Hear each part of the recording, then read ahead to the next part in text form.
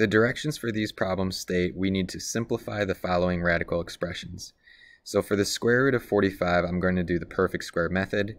We have to figure out if there is a factor of 45 that is a perfect square, and I listed a few perfect squares here. And I know that the square root of 9 is a factor of the square root of 45. So I could break up 45 into the square root of 9 times the square root of 5.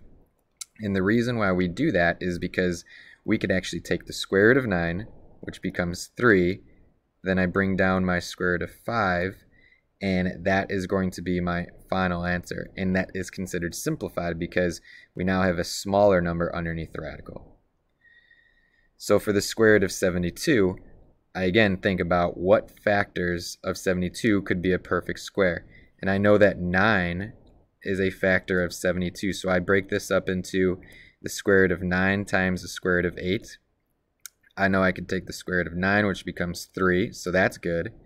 And now I know that there is a factor of 8 that is also a perfect square. If I break up 8 into 4 and 2, so the square root of 4 times the square root of 2 gives me the square root of 8. Now I could actually take the square root of 4, which becomes 2. And then I could bring down this square root of 2. I bring down this 3. So I could clean this up a little bit. 3 times 2 is 6. And then I'll bring down my square root of 2. That's my final answer.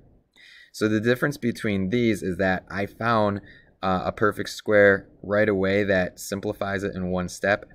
In this case, I used 2 perfect squares to simplify, and that's okay as well.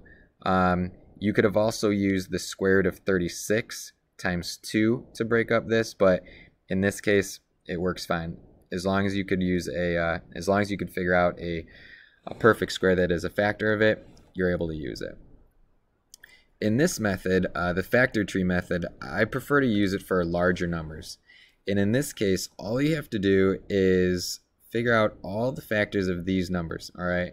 That's our first step. So for 108, it's an even number, so I know I could break that up into 2 times 54. Okay, now 2 is a prime number, so we're stopped there. 54 could be broken up into 9 times 6, and then 9 could be broken up by 3 times 3, and 6 can be broken up by 3 times 2. Now, at the end of all my branches here, I have prime numbers, right? I only have 1 times 2 for factors of 2, 1 times 3 for factors of 3, so they're prime. The next step is I have to find any pairs. So 2 and 2 right here are pairs. So then I would write that once down below outside of my radical. Okay, so for every pair I find, I write it once outside of the radical. I also have 3's here.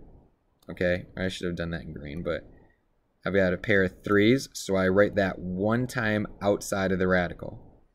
And then anything that I have left over goes underneath the radical. So I have 1 3 left over there, and I would write it underneath the radical. So then I'm going to clean this up. 2 times 3 is 6 times the square root of 3 would be my final answer.